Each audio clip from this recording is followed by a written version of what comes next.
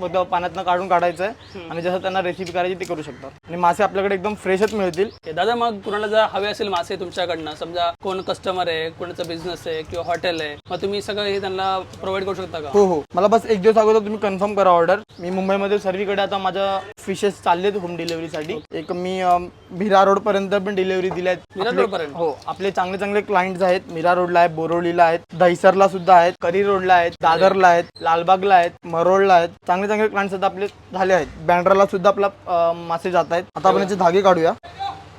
इथून कट. आता आपण याला कट्स करून घेतलेत. आता ह्याचे प्रॉपर धागे काढतोय.